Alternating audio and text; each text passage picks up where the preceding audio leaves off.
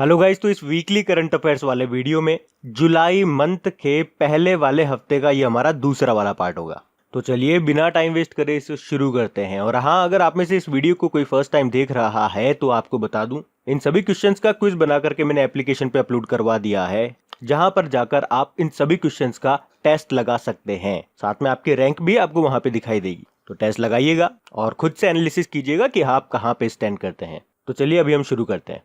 तो पहला प्रश्न है, अंतरराष्ट्रीय सहकारिता दिवस इंटरनेशनल डे ऑफ कोऑपरेटिव्स कब मनाया गया? तो आंसर होगा 4 जुलाई को। याद रखना, ये हर साल 4 जुलाई को नहीं मनाते हैं, ये जुलाई के पहले शनिवार को मनाया जाता है। कौन मनाता है? United nation. तो यूनाइटेड नेशन सहकारिता के बारे में जागरूकता बढ़ाने के लिए ये अंतरराष्ट्रीय सहकारिता दिवस के रूप में मनाता है। अच्छा, इसकी थीम इंपॉर्टेंट रहेगी आप लोगों के लिए। थीम क्या है? COPs for climate action. तो 2 पॉइंट याद रखना, अंतरराष्ट्रीय सहकारिता दिवस जुलाई के पहले शनिवार को, इस साल हम 4 जुलाई को मना रहे हैं, और थीम है कॉप फॉर क्लाइमेट एक्शन। और इसी के साथ मैंने आपको बताया था कि 4 जुलाई को ही भगवान बुद्ध ने अपने 5 शिष्यों को प्रथम उपदेश दिया था। तो इसी कारण से पूरी दुनिया में जो बौद्ध हैं वो हर साल इसे धर्म चक्र प्रवर्तन दिवस के रूप में भी मनाते हैं।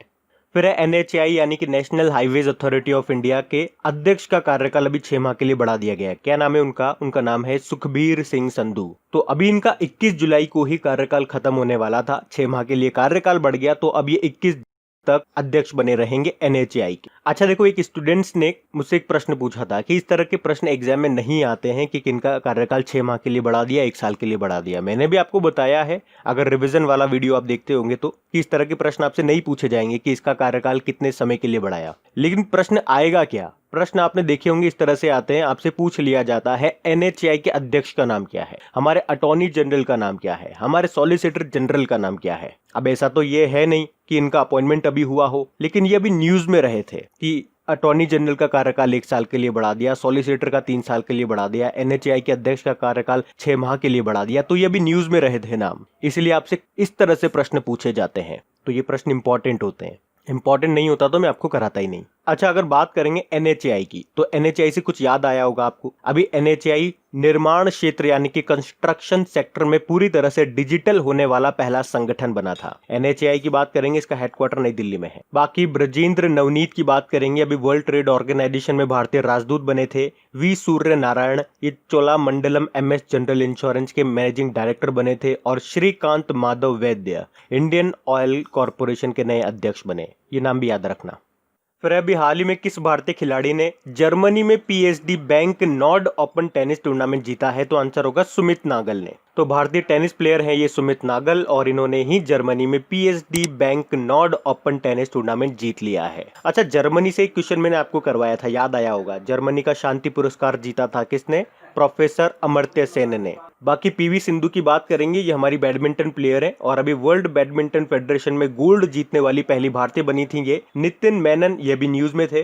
ICC के एलीट पैनल में शामिल होने वाले तीसरे भारतीय एम्पायर और सबसे युवा एम्पायर बने थे। उसके अलावा सानिया मिर्जा ये भी हमारी टेनिस प्लेयर हैं, और अभी इनका नाम न्यूज में क्यों था? क्योंकि फेड कप हार्ट अवार्ड जीतने वाली पहली भारतीय बनी थी ये। फेड कप जो होता है ये महिलाओं का टेनिस टूर्नामेंट होता है, और अगर आपसे पूछा जाए कि लास्ट टाइम यानी कि 2019 का ये जो फेड कप है ये किसने जीता था, तो फ्रांस ने जीता था। महिलाओं का तो हो गया फेड कप, और पुरुषों का जो टेनिस टूर्नामेंट होता है उसको कहते हैं डेविस कप, और ये किसने जीता था? 2019 वाला स्पेन ने जीता था। तो ये भी ध्यान रखना। अच्छा, एक टेनिस प्लेयर का नाम और ध्यान रखें आप लोग, नाओमी ओसाका का। जापान की प्लेयर हैं ये, और अभी इनका नाम आया था फोर्ब्स की लिस्ट में, हाईएस्ट पेड फीमेल एथलीट की लिस्ट में टॉप किया था इन्होंने, तो वो भी ध्यान रखो।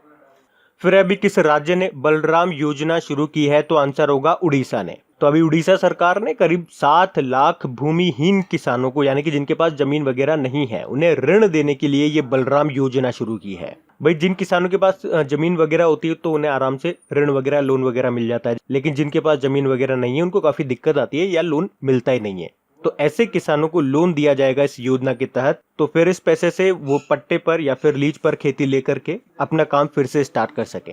बाकी बात उड़ीसा की है तो इसकी कैपिटल भुवनेश्वर है। भुवनेश्वर में ही अभी भारतीय रेलवे ने वेस्ट टू एनर्जी प्लांट स्थापित किया है, और भुवनेश्वर में ही इस साल का पहला खेलो इंडिया यूनिवर्सिटी गेम्स का आयोजन किया गया था, जिसमें टॉप पे रहा था पंजाब यूनिवर्सिटी। मुख्यमंत्री है नवीन पटनायक, गवर्नर है गणेशी लाल, और उड़ीसा हाईकोर्ट के नए चीफ जस्टिस बने थे, उनका नाम है मोहम्मद रफीक। और उड़ीसा से आप क्या याद रख सकते हो कि देखो कुछ स्टैटिक पॉइंट मैं आपको बताता हूँ। ब्लैक पगोडा टेम्पल किसको कहा जाता है, ये एग्जाम में पूछा जाता है, डायरेक्ट प्रश्न आता है। तो कोणार्क सन टेम्पल को कहते हैं, और आपका जो 10 रुपए का नोट है उस पर इसी का चित्र अंकित है। अच्छा, कोणार्क सन टेम्पल से दो तरह के प्रश्न बनेंगे आपके एग्जाम में। एक तो कोणार्क सूर्य मंदिर, और जो गुजरात का स्टेच्यू ऑफ यूनिटी है उसको आइकॉनिक साइट में शामिल किया गया था। उसके अलावा ये जो कोणार्क सूर्य मंदिर है इसके सौरकरण यानी कि सोलराइजेशन किया जाएगा, ऐसी भी मंजूरी मिल गई है। भारत का सबसे लॉन्गेस्ट डैम भी आपका उड़ीसा में ही है, हीराकुद डैम उसका नाम है, और किस नदी पे है तो महानदी पे है। बाराबत्ती स्टेडियम भी एग्जाम में स्टैटिक बन के आ चुका है प्रश्न, ये कहां पर है, कटक उड़ीसा में है।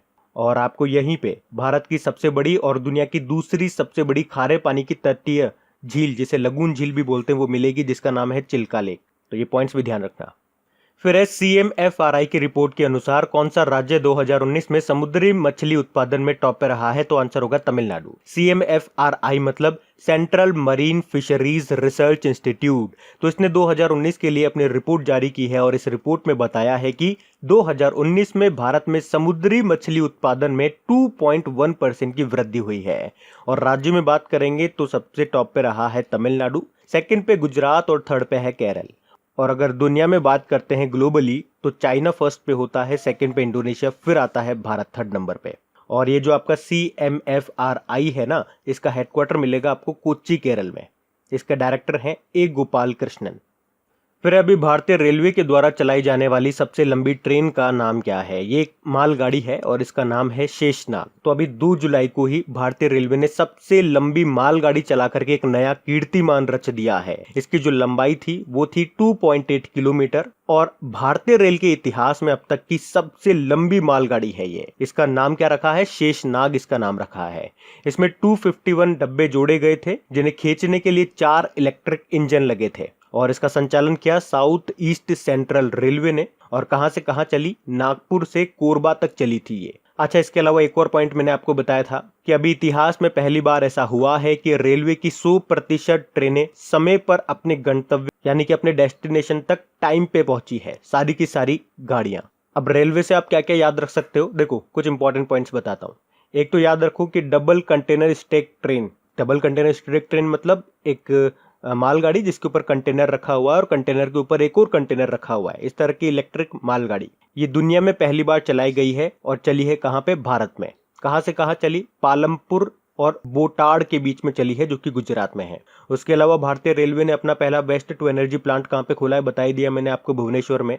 लेकिन अगर आपसे पूछ ले ये किस तकनीक पे काम करेगा, तो पॉली क्रैक टेक्निक पे काम करेगा। और पहली श्रमिक स्पेशल ट्रेन कहां से कहां चली थी, लिंगपल्ली से हटिया चली थी। हटिया आपके झारखंड में है, लिंगपल्ली आपको मिलेगा तेलंगाना में। इसके अलावा अभी भारतीय रेलवे ने 6049 स्टेशनों पर वीडियो निगरानी स्थापित करने के लिए रेल टेल के साथ भी समझौता किया था। और मध्य रेलवे जोन ने नागपुर रेलवे स्टेशन पे आत्मा मशीन लगाई थी। आत्मा मतलब होता है automatic ticket checking and managing access. मतलब ये टिकट भी चेक करेगी और लोगों का टेम्परेचर भी चेक करेगी, और किसने मास्क पहना है या नहीं पहना ये भी चेक करेगी। इसके अलावा सेंट्रल रेलवे ने ही बनाया था कैप्टन अर्जुन और फेब्रियाई को। ये दोनों का काम होगा कोरोना पेशेंट की स्क्रीनिंग करना। और एक और पॉइंट याद रखो कि सबसे लंबा प्लेटफॉर्म ये कहाँ पे बनाया जा रहा है, ये कर्नाटक में जो हुबली स्टेशन है, हुगली मत करना, हुबली स्टेशन, हुबली। फिर है वर्चुअल रेस अक्रॉस अमेरिका 2020 के पहले संस्करण में पोडियम स्थान प्राप्त करने वाले पहले भारतीय कौन है, तो आंसर होगा भारत पन्नू। तो सेवारत भारतीय सेना अधिकारी है ये लेफ्टिनेंट कर्नल भारत पन्नू, और इन्होंने ही वर्चुअल रेस अक्रॉस अमेरिका 2020 के पहले संस्करण में पोडियम स्थान हासिल करके इतिहास रच दिया है। ये 12 दिनों में 4086 किलोमीटर की दूरी तय करके तीसरे स्थान पर रहे हैं दुनिया में। पर ये एक अंतरराष्ट्रीय अल्ट्रा साइकिलिंग रेस में पोडियम स्थान प्राप्त करने वाले पहले भारतीय बने हैं, इसलिए इनका नाम इंपॉर्टेंट होगा। और ये जो रेस अक्रॉस अमेरिका है ये एक अंतर महाद्वीपीय रेस होती है, जिसमें 12 दिनों के अंदर 5000 किलोमीटर की दूरी तय करनी होती है, साइकिल चलानी होती है इसमें। लेकिन अभी यहाँ पे लिखा हुआ है ये वर्चुअल, यानी कि वर्चुअल तरीके से हुई है, एक्चुअल में आयोजित नहीं की गई। इनको एक कमरे में साइकिल चलानी थी, वैसा ही वातावरण, गर्मी, सर्दी, हवा वगैरह वो सब सेट किया हुआ था, और उसमें इनको साइकिल चलानी थी, तभी इसको वर्चुअल बोला हुआ है। अगर फरिया ठकराल की बात करेंगे तो 2020 का डायना पुरस्कार जीता था इन्होंने। कृतिका पांडे। एशिया रीजन के लिए कॉमनवेल्थ शॉर्ट स्टोरी प्राइज 2020 जीता इन्होंने। और सी रंगराजन की बात करेंगे तो आप जानते हो आरबीआई के पूर्व गवर्नर है और अभी सांख्यिकी में यानी कि स्टैटिस्टिक में उनके योगदान के लिए आजीवन उपलब्धि पुरस्कार या पहले पीसी महालनोबिस पुरस्कार से सम्मानित किया गया था। फिर किस राज्य या यूनियन टेरिटरी ने लीड नाम से एक पोर्टल लॉन्च किया है? तो आंसर होगा दिल्ली ने। लीड मतलब होता है learning through E sources made accessible for Delhi. तो दिल्ली के जो डेप्यूटी सीएम और शिक्षा मंत्री हैं मनीष सिसोदिया, उन्होंने ही ये लीड नाम से एक ई पोर्टल लॉन्च किया है ताकि स्टूडेंट्स को ऑनलाइन ही शिक्षण सामग्री यानी कि जो भी उनका एजुकेशनल मटेरियल है वो प्रोवाइड कराया जा सके। मतलब क्लास 12वीं तक के स्टूडेंट्स के लिए 1000 से ज्यादा कोर्सेज के मटेरियल यहाँ पे अवेलेबल होंगे। तो याद रखना कहाँ पे? दिल्ली में। दिल्ली के लेफ्टिनेंट गवर्नर है अनिल बैजल, मुख्यमंत्री है अरविंद केजरीवाल। और दिल्ली से सबसे इंपॉर्टेंट क्वेश्चन, वैसे तो काफी पॉइंट मैं आपको बता चुका हूं, लेकिन एक सबसे इंपॉर्टेंट क्वेश्चन आपको याद रखना ही होगा। देश का पहला प्लाज्मा बैंक कहां पे बनाया जाएगा? तो दिल्ली में। फिर हाल ही में जारी global E waste monitor 2020 report में कौन सा देश ई कचरे का सबसे बड़ा योगदान करता था यानी कि कॉन्ट्रीब्यूटर था? तो आंसर होगा चाइना। अच्छा, ये रिपोर्ट जारी किसने की है? तो यूनाइटेड नेशन ने। और इस रिपोर्ट का नाम है ग्लोबल ई वेस्ट मॉनिटर 2020 और इसमें बताया गया है कि दुनिया में 2019 में रिकॉर्ड 53.6 मिलियन टन ई वेस्ट फेंका गया है, जिसमें चाइना ने सबसे ज्यादा ई वेस्ट फेंका है। यानी कि सबसे ज्यादा ई वेस्ट उसने कंट्रीब्यूट किया है, योगदान किया है, मतलब उससे सबसे ज्यादा ई वेस्ट निकला है, ऐसे याद रखो। कितना? 10.1 मिलियन टन। सेकेंड नंबर पे यूएसए और थर्ड नंबर पे रहा भारत। भारत से कितना ई वेस्ट निकला? 3.2 मिलियन टन। ई वेस्ट मतलब क्या होता है? इलेक्ट्रॉनिक वेस्ट, जैसे कि टीवी आपका खराब हो गया, कंप्यूटर, लैपटॉप, आपके मोबाइल खराब हो गए, कोई भी इलेक्ट्रॉनिक आइटम है, घड़ियां खराब हो गई, ये सब क्या है? ई वेस्ट, इलेक्ट्रॉनिक वेस्ट हो गया। और मैंने आपको कई बार बताया है कि भारत का पहला ई वेस्ट क्लिनिक कहाँ पे खुला है? तो भोपाल में खुला है, ये भी ध्यान रखना। और एक और पॉइंट ध्यान रखो कि देखो जितना भी इलेक्ट्रॉनिक वेस्ट निकलता है ना, उसका केवल 17.4% ही रिसाइकल हो पाता है। अब देख लो आप, कितना बड़ा पार्ट है जो आपका वेस्ट जा रहा है, उसको कहाँ पे डंप करेंगे, ये भी एक बहुत बड़ी समस्या रहती है। फिर व्लादिमीर पुतिन कब तक रशिया के राष्ट्रपति बने रह सकते हैं? तो आंसर होगा 2036 तक। तो अभी हाल ही में हुए संविधान संशोधन के हिसाब से अब व्लादिमीर पुतिन 83 साल की उम्र तक या फिर 2036 तक राष्ट्रपति बने रह सकते हैं। अच्छा, इस प्रश्न से आपको कुछ याद आता होगा। 2018 में भी चाइना के राष्ट्रपति शी जिनपिंग ने चाइना का संविधान बदलवाकर अपने जीवन भर बने रहने की राह आसान कर ली थी। रशिया की बात करेंगे, कैपिटल इसकी मॉस्को है। और आपको पता है अभी 24 जून को ही मॉस्को में जो विक्ट्री परेड हुई थी, जिसमें हमारे राष्ट्रपति जी भी गए थे और हमारी तीनों सेनाओं के 25 सैनिकों ने भी हिस्सा लिया था। करेंसी रूबल है। प्रेसिडेंट व्लादिमीर पुतिन हो गए और नए प्रधानमंत्री बने थे मिखाइल मिशुस्टिन। और रशिया की संसद का नाम है ड्यूमा। उसके अलावा रशिया से एक और पॉइंट याद रखो कि रशिया के एनर्जी स्पेस कॉर्पोरेशन ने ये घोषणा की है कि 2023 तक पहले पर्यटक को स्पेस वॉक पर ले जाएगा वो। फिर अभी किस एयरलाइन ने टफ कुकी नाम से एक स्कीम शुरू की है? तो आंसर होगा इंडिगो ने। तो एयरलाइन इंडिगो ने ये टफ कुकी नाम से एक स्कीम शुरू की है। तो इस स्कीम में क्या होगा भाई? कोरोना वायरस महामारी से लड़ाई में अहम भूमिका निभाने वाले हैं हमारे डॉक्टर्स, हमारी नर्सेज, तो उनको 2020 के आखिरी तक हवाई यात्रा में 25% का डिस्काउंट दिया जाएगा, क्योंकि वो कोरोना वायरस महामारी के खिलाफ लड़ाई में सबसे आगे हैं। बाकी एयर इंडिया की अगर बात कर लें तो कुछ पॉइंट्स मैंने आपको बताए थे। एक तो ये याद रखो कि नॉर्थ पोल के ऊपर से उड़ान भरने वाली पहली भारतीय एयरलाइन बनी थी ये। उसके अलावा टैक्सी बोट को यूज करने वाली भी पहली एयरलाइन बनी थी ये। बाकी इंडिगो का हेडक्वार्टर आपको मिलेगा गुरुग्राम में और इसके सीईओ हैं रोनो दत्ता। फिर एक किस राज्य सरकार ने आसपास नाम की हेल्पलाइन सर्विस को शुरू किया है? तो आंसर होगा मध्य प्रदेश सरकार ने। तो मध्य प्रदेश में क्या हो रहा है? सुसाइड के केसेस काफी बढ़ रहे हैं, तो उन आत्महत्याओं की घटनाओं को कंट्रोल करने के उद्देश्य से ये हेल्पलाइन सेवा शुरू की गई है, जिसका नाम है आसपास, ताकि लोग जो डिप्रेशन में चले जाते हैं, अपने आप को अकेला महसूस करते हैं और इस तरह का वो कदम उठा लेते हैं सुसाइड का, तो वो ऐसा न करें। उनकी मदद करने के लिए ही ये हेल्पलाइन शुरू की है मध्य प्रदेश की बैतूल जिला पुलिस ने।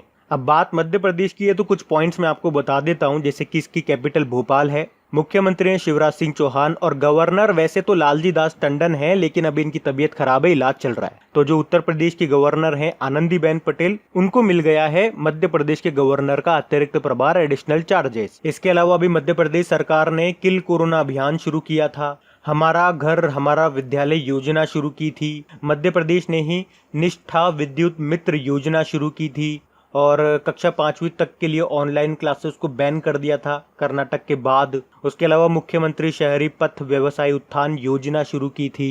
शिशु मृत्यु दर के मामले में सबसे आगे है मध्य प्रदेश। थैंक्स मॉम वृक्षारोपण अभियान शुरू किया था।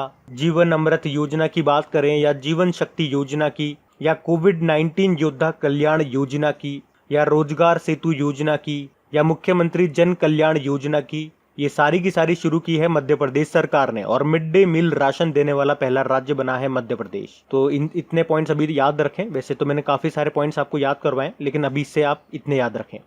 फिर एक किस स्मॉल फाइनेंस बैंक ने वीडियो केवाईसी के माध्यम से खाता खोलने की सुविधा शुरू की है? तो आंसर होगा इक्विटास स्मॉल फाइनेंस बैंक ने। केवाईसी मतलब होता है नो योर कस्टमर। देखो, जब भी आपको बैंक में अकाउंट खुलवाना होता है तो आपको केवाईसी करवाना जरूरी होता है ताकि बैंक वाले आपके बारे में जान सकें, आपको जान सकें। लेकिन केवाईसी करवाने के लिए आपको बैंक जाना पड़ता है। लेकिन अब अगर आप इक्विटास स्मॉल फाइनेंस बैंक में खाता खुलवाते हैं तो आपको बैंक जाने की जरूरत नहीं है केवाईसी करवाने के लिए। आप घर बैठे बैठे वीडियो कॉलिंग के थ्रू अपनी केवाईसी करवा सकते हैं। और इससे पहले भी हम लोग पढ़ चुके हैं। अगर देखो, सेविंग अकाउंट के केस में बात करेंगे तो वीडियो केवाईसी की सुविधा देने वाला पहला बैंक कौन सा बना था? याद रखना, कोटक महिंद्रा बैंक। उसके बाद आईसीआईसीआई बैंक बना था और अब ये इक्विटास स्मॉल फाइनेंस बैंक बन गया, जिसका हेडक्वार्टर आपको मिलेगा चेन्नई में और इसकी स्थापना 2007 में हुई थी। इसके एमडी सीईओ का नाम है वासुदेवन पीएन। फिर एक किस आईआईटी के शोधकर्ताओं ने, रिसर्चर्स ने, एक कीटाणु शोधन बॉक्स जिसका नाम है यूनिसेवियर उसको डेवलप किया है? तो आंसर होगा आईआईटी रुड़की। तो इस डिसइंफेक्शन बॉक्स जिसका नाम है यूनिसेवियर, इसकी मदद से जो सुरक्षा उपकरण होंगे उनको आसानी से सैनिटाइज किया जा सकेगा। तो इस बॉक्स का नाम याद रखना, यूनिसेवियर। बाकी आईआईटी रुड़की अभी न्यूज में क्यों था? क्योंकि इसने प्राणवायु नाम का एक लो कॉस्ट पोर्टेबल वेंटिलेटर बनाया था। उसके अलावा आईआईटी रुड़की के एक प्रोफेसर ने एक सॉफ्टवेयर डेवलप किया था जिससे 5 सेकंड में कोविड-19 का पता लगाया जा सकता है एक्सरे स्कैन को यूज करके कि उस बंदे को कोरोना है या नहीं है। और आईआईटी मद्रास तो भैया काफी इंपॉर्टेंट है, सबसे इंपॉर्टेंट कारण। अभी इसने प्रोग्रामिंग और डेटा साइंस में दुनिया का पहला ऑनलाइन बीएससी डिग्री कोर्स शुरू किया। उसके अलावा भारत की पहली हाइपरलूप पॉड प्रतियोगिता का आयोजन भी यहीं पे किया जाएगा। और जो हमारा एचआरडी मंत्रालय है उसने नेशनल इंस्टीट्यूट रैंकिंग जारी की है जिसमें ओवरऑल कैटेगरी में टॉप पे रहा था आईआईटी मद्रास। आईआईटी बॉम्बे, इसने अभी ध्रुव नाम से एक चिप बनाई है। उसके अलावा इसने क्वारंटाइन एप्लीकेशन बनाया था और एक डिजिटल स्टेथोस्कोप जिसका नाम है आयुसिंक, वो भी इसने डेवलप किया था। आईआईटी गुवाहाटी की बात करेंगे तो फ्लाईजी मोबाइल एप्लीकेशन डेवलप किया था इसने। तो ये सारे नाम याद रखना इंपॉर्टेंट रहेंगे।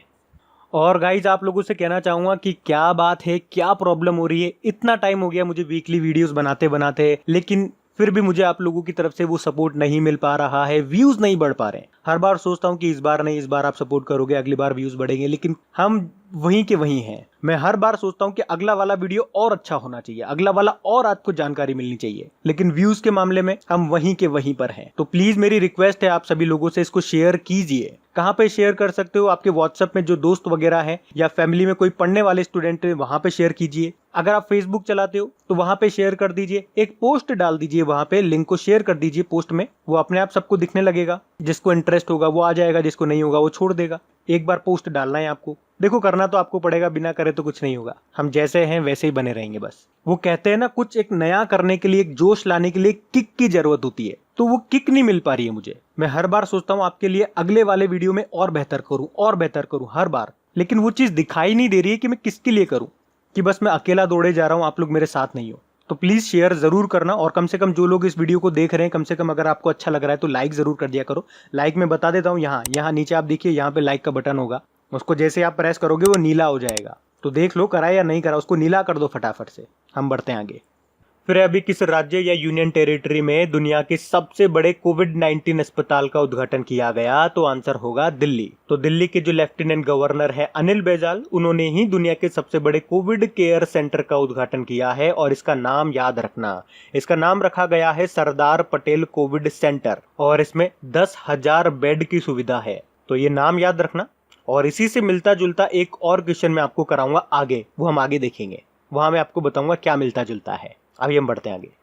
फिर हाल ही में भारत का पहला सोशल मीडिया ऐप जिसका नाम है एलिमेंट्स, उसको किसने लॉन्च किया? तो आंसर होगा एम वेंकैया नायडू जी ने, जो कि हमारे वाइस प्रेसिडेंट हैं। तो ये भारत का पहला सोशल मीडिया ऐप है जिसका नाम है एलिमेंट्स। इसको लॉन्च किया इन्होंने, इसको याद रखना।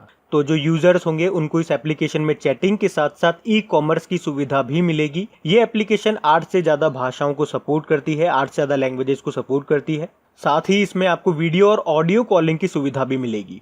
इसके अलावा मैंने आपको बताया था कि अभी प्रधानमंत्री नरेंद्र मोदी जी ने भारत को डिजिटल और आत्मनिर्भर भारत बनाने के लिए आत्मनिर्भर Bharat app innovation challenge launch किया है, जिसमें क्या होगा, लोगों को मोबाइल एप्लीकेशन, सोशल मीडिया और फोटो वीडियो एडिटिंग एप्लीकेशन को बनाना होगा। इसमें अगर आप विजेता रहते हो तो आपको 20 लाख रुपए तक का इनाम मिलेगा। और इस चैलेंज का जो स्लोगन है वो है make in India for India and the world. बाकी वाइस प्रेसिडेंट जी से मैंने आपको एक प्रश्न बताया ही था। अभी इन्होंने एक बुक लॉन्च की है जिसका नाम है फ्यूचर ऑफ हायर एजुकेशन, जिसको लिखा है CAV पट्टाभिराम ने। फिर है किस राज्य की सरकार ने इंद्र वज्र एप्लीकेशन को लॉन्च किया? तो आंसर होगा बिहार सरकार ने। मैंने आपको बताया था बिहार में पिछले महीने एक ही दिन में बिजली गिरने से 103 लोगों की मौत हो गई थी। तो अब बिहार सरकार के आपदा प्रबंधन टीम ने ये इंद्र वज्र नाम से एक मोबाइल एप्लीकेशन लॉन्च किया है। तो जैसे कि आप इसमें लॉगिन करोगे, अपनी लोकेशन वगैरह डालोगे, तो अगर आपके आसपास 20 किलोमीटर के एरिया में अगर कोई बिजली गिरने वाली होगी तो आपको 40 से 45 मिनट पहले अलर्ट मिल जाएगा कि भैया आपके आसपास बिजली गिरने वाली है, अपने आप को बचाओ। मतलब आपको अलर्ट मिल जाएगा, फिर आप अपने आप को सेफ कर सकते हो, सतर्क रह सकते हो, अपना बचाव कर सकते हो। बिहार की बात करेंगे, कैपिटल पटना है और पटना हाईकोर्ट के चीफ जस्टिस का नाम है संजय करोल। मुख्यमंत्री है नीतीश कुमार और गवर्नर है फागू चौहान। याद रखना, भारत का पहला और एकमात्र डॉल्फिन वाइल्ड लाइफ सेंचुरी आपको बिहार में ही मिलेगा, जिसका नाम है Vikramshila Gangetic dolphin wildlife sanctuary. वैसे अभी पटना में ही भारत का पहला डॉल्फिन रिसर्च सेंटर भी खुला है। अच्छा, एक और पॉइंट मैं आपको बताऊंगा बिहार से। अभी प्रधानमंत्री मोदी जी ने 20 जून को बिहार के खगड़िया जिले के तेलिहार गांव से लॉन्च किया गरीब कल्याण रोजगार अभियान, वापस घर लौट रहे प्रवासी मजदूरों को रोजगार देने के लिए। और बिहार में केवल एक नेशनल पार्क आपको मिलेगा जिसका नाम है वाल्मीकि नेशनल पार्क। काफी बार एग्जाम में आता है, याद रखना। और बिहार दिवस कब मनाते हैं अपन? 22 मार्च को मनाते हैं। अच्छा, एक प्रश्न आप लोगों के लिए, बिल्कुल लॉलीपॉप वाला प्रश्न है। बताओ 22 मार्च को और कौन सा इंपॉर्टेंट डे मनाते हैं? फिर अभी किस देश में G4 स्वाइन फ्लू वायरस मिला है? तो आंसर होगा चाइना में। तो अभी चाइना के वैज्ञानिकों को स्थानीय सुअरों में एक नया वायरस मिला है। ये वायरस इंसानों में भी फैल सकता है और जानलेवा महामारी फैला सकता है। ये है स्वाइन फ्लू G4 इसको नाम दिया है। ये H1N1 स्वाइन फ्लू का ही अनुवांशिक वंशज है। बाकी चाइना की बात करेंगे, कैपिटल इसकी बीजिंग है। और आपको याद होगा जो 2022 में आपके विंटर ओलंपिक होंगे वो बीजिंग में ही होंगे। और उसके शुभंकर भी याद रखो, एक तो बिंग ड्वेन ड्वेन और एक शुएन रॉन रॉन। इसके अलावा और कौन कौन से गेम होंगे चाइना में, मैं आपको एक साथ ही बता देता हूँ। 2022 में आपके एशियन पैरा गेम्स चाइना में होंगे और उसका शुभंकर है फेई फेई। आपके तीसरे एशियन यूथ गेम्स 2021 में होंगे चाइना के शांटाओ में। और 19वें एशियन गेम्स 2022 में होंगे चाइना के हांगझाओ में, जिसका शुभंकर है स्मार्ट ट्रिपलेट। तो ये याद रखना। बाकी करेंसी रेनमिन भी हो गई और प्रेसिडेंट है शी जिनपिंग। फिर है खेल मंत्रालय जूनियर खिलाड़ियों के लिए कौन सी योजना शुरू करेगा? तो आंसर होगा टॉप्स मतलब होता है टारगेट ओलंपिक पोडियम स्कीम। और इस योजना में होता क्या है, देखो, जो बेस्ट खिलाड़ी होते हैं, जो अच्छा खेलते हैं, अच्छा प्रदर्शन करते हैं, उनको सेलेक्ट कर लिया जाता है। फिर उनको इंटरनेशनल लेवल की सुविधाएं दी जाती है, ट्रेनिंग दी जाती है, साथ में वित्तीय सहायता भी दी जाती है ताकि वो फाइनल में अच्छा स्कोर कर पाए। और इस टॉप्स योजना को शुरू करने का उद्देश्य यही है कि 2028 के जो ओलंपिक होंगे उसमें भारत को टॉप 10 के अंदर लेकर के आना। और ये कोई नई योजना नहीं है, इसके बारे में आपने पहले भी सुन रखा होगा। ये ऑलरेडी सीनियर खिलाड़ियों के लिए चली आ रही है, लेकिन अब ये जूनियर खिलाड़ियों के लिए भी शुरू कर दी जाएगी।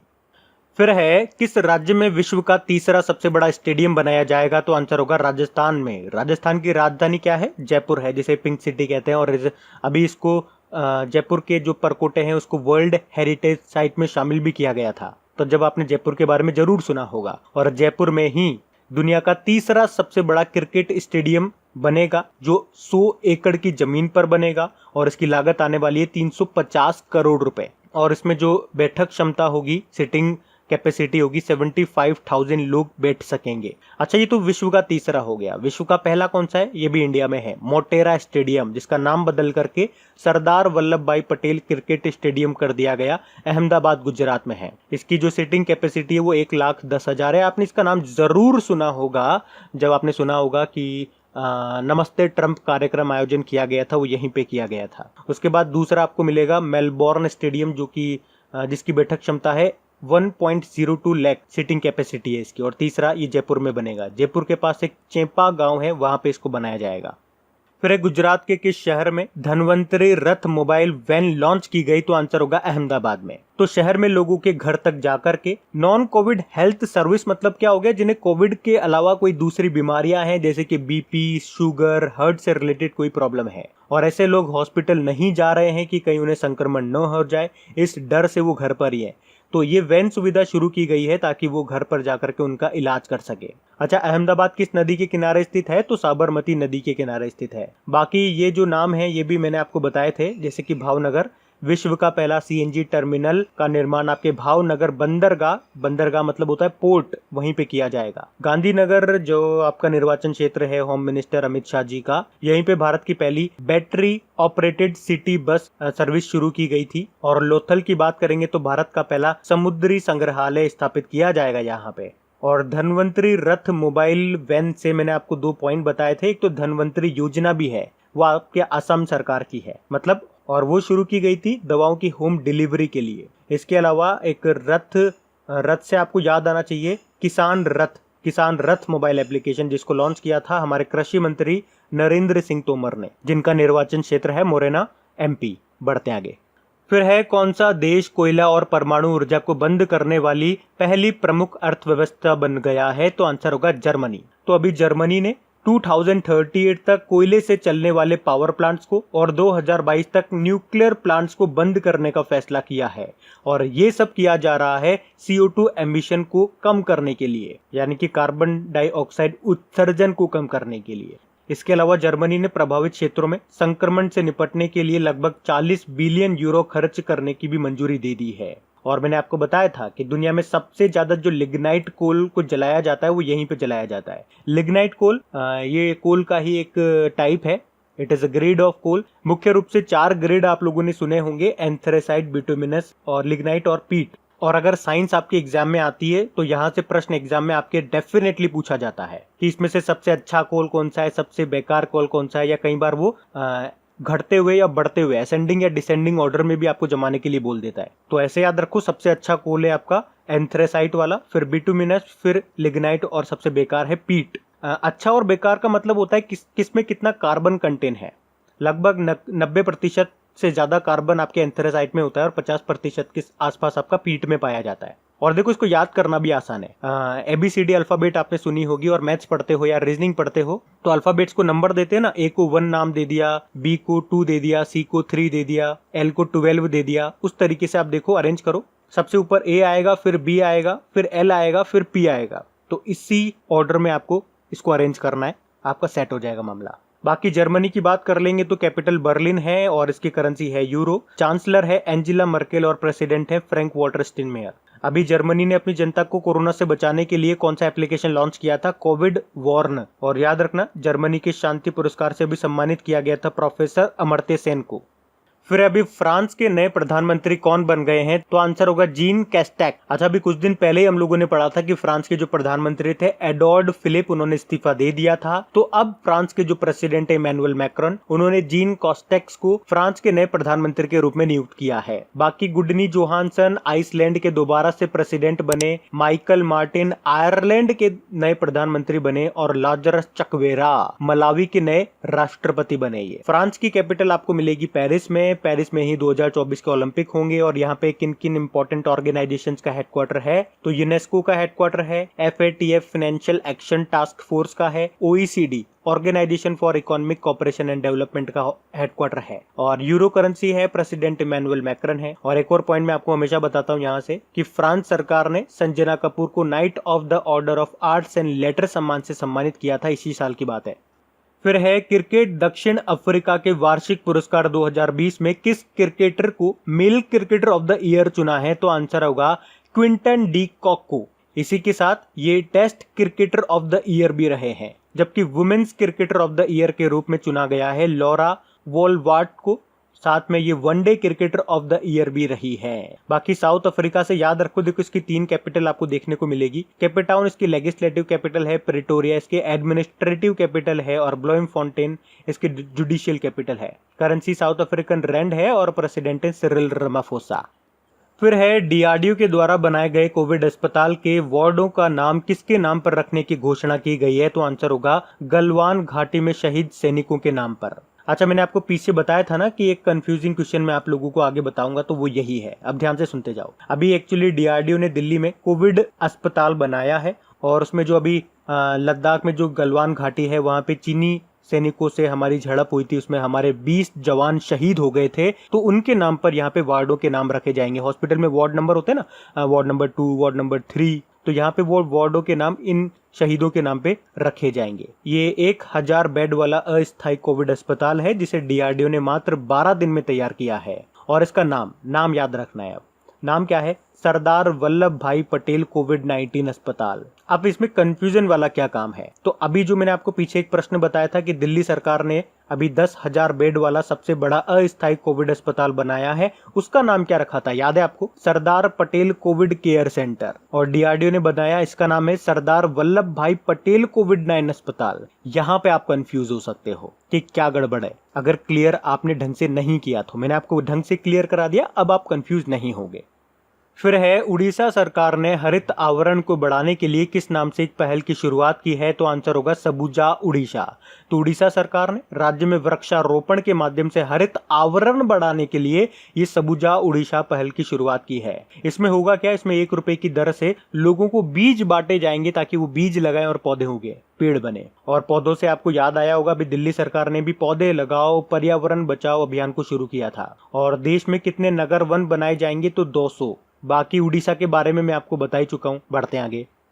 फिर अभी किस आईआईटी के छात्रों ने कोपाल 19 एप्लीकेशन को डेवलप किया है? तो आंसर होगा आईआईटी दिल्ली। तो आईआईटी दिल्ली के जो छात्र हैं उन्होंने एम्स के डॉक्टरों के साथ मिलकर के प्लाज्मा दाताओं यानी कि जो प्लाज्मा डोनेट करने वाले हैं यानी कि प्लाज्मा डोनर को ट्रैक करने के लिए ये कोपाल 19 एप्लीकेशन को शुरू किया है। अच्छा, आईआईटी दिल्ली अभी न्यूज में और किन कारण से था? एक तो इसने पहला एंटी माइक्रोबियल और वॉशेबल यानी कि धोकर के फिर से यूज करने वाला मास्क बनाया था जिसका नाम रखा था एन सेफ। उसके अलावा प्रकृति नाम से एक डैशबोर्ड भी बनाया था, प्रकृति नाम से, कोविड-19 के प्रसार की भविष्यवाणी करने के लिए। बाकी ये मैं आपको पीछे बता ही चुका हूँ। अभी आईआईटी रुड़की ने जो डिसइंफेक्शन बॉक्स बनाया था यूनिसेवियर नाम का।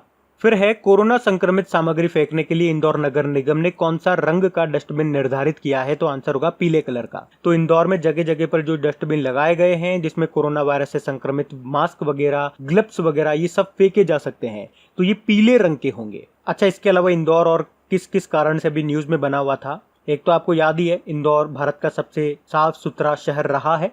स्वच्छ सर्वेक्षण 2018 की बात कर लें या 2019 की। उसके अलावा ये पहला शहर बना है भारत का जहां पे शहर को सैनिटाइज करने के लिए ड्रोन का इस्तेमाल किया गया। उसके अलावा भारत की तीसरी प्राइवेट ट्रेन ये इंदौर और वाराणसी के बीच में शुरू हुई है। और जो इंदौर का देवी अहिल्याबाई होलकर हवाई अड्डा है उसको इंटरनेशनल एयरपोर्ट का दर्जा मिल गया है। और यहाँ से जो पहली उड़ान उड़ी थी वो दुबई के लिए उड़ी थी। उसके अलावा आईफा अवार्ड्स जो इस साल होने हैं वो इंदौर में ही प्रस्तावित हैं। इसके अलावा देश का पहला और दुनिया का दूसरा इन्फेंट्री म्यूजियम ये आपका इंदौर में ही बनेगा। तो इन सब कारण से इंदौर न्यूज में था, याद रखना। फिर है भारत में कॉमन सर्विस सेंटर की पहली ट्रांसजेंडर ऑपरेटर कौन बन गई है? तो आंसर होगा जोया खान। ये गुजरात के वडोदरा से है जोया खान, जो कि भारत में कॉमन सर्विस सेंटर की पहली ट्रांसजेंडर ऑपरेटर बन गई है। ये इंपॉर्टेंट क्वेश्चन होगा। और यहाँ पे जोया खान का उद्देश्य है जो ट्रांसजेंडर समुदाय है उनके लोगों को डिजिटली रूप से साक्षर बनाना। तो ये जो कॉमन सर्विस सेंटर है इसे सरकार के द्वारा ग्रामीण और दूर दराज के स्थानों पर ई सेवा यानी कि इंटरनेट सेवा देने के लिए शुरू किया गया था, जहां पे कंप्यूटर और इंटरनेट की सेवा उपलब्ध नहीं होती है। अच्छा, ट्रांसजेंडर की बात है तो कुछ इसी से रिलेटेड मैं आपको प्रश्न बताऊंगा जो भी न्यूज में रहे। एक तो आयशा मुगल का नाम आपको याद होगा। जब पाकिस्तान ने एक ट्रांसजेंडर महिला को संयुक्त राष्ट्र प्रतिनिधि मंडल में शामिल किया था और ऐसा करने वाला वो पहला देश बना था, तो उन ट्रांसजेंडर का नाम यही है आयशा मुगल। बाकी जोईता मोंडल भारत की पहली ट्रांसजेंडर जज बनी थी और पृथिका याशिनी भारत की पहली ट्रांसजेंडर पुलिस ऑफिसर बनी थी। इसके अलावा अभी हम लोगों ने पढ़ा था कि नोएडा मेट्रो रेल कॉर्पोरेशन इसने सेक्टर 50 मेट्रो स्टेशन को शी मैन मेट्रो स्टेशन में बदलेगा, ऐसा घोषणा की है और इसका नाम रखा जाएगा रेनबो स्टेशन। और उत्तर प्रदेश के कुशीनगर में भारत का पहला ट्रांसजेंडर यूनिवर्सिटी भी बनेगा, ये भी याद रखना। फिर अभी किस राज्य ने एक ही दिन में 25 करोड़ से ज्यादा पौधे लगा करके एक नया रिकॉर्ड बनाया है? तो आंसर होगा उत्तर प्रदेश ने। तो उत्तर प्रदेश में मिशन वृक्षारोपण 2020 अभियान के तहत अभी 5 जुलाई को एक ही दिन में 25 करोड़ से ज्यादा पौधे लगाकर एक नया रिकॉर्ड बनाया है। इसी तरह से आपको याद होगा पिछले साल भी उत्तर प्रदेश ने 22.6 करोड़ पौधे लगाकर के एक रिकॉर्ड बनाया था। फिर है किस राज्य में इंतजार आपका सोशल मीडिया अभियान शुरू किया गया? तो आंसर होगा मध्य प्रदेश में। तो राज्य में पर्यटकों को आकर्षित करने के लिए मध्य प्रदेश पर्यटन बोर्ड ने एक सोशल मीडिया अभियान शुरू किया है और इस अभियान का नाम है इंतजार आपका। इसमें सोशल मीडिया प्लेटफॉर्म पर एक टैगलाइन के साथ हर पर्यटन स्थल की विशेषताओं को आकर्षक तरीके से बता करके पर्यटकों को आकर्षित किया जा रहा है। तो ये आपको याद रखना है।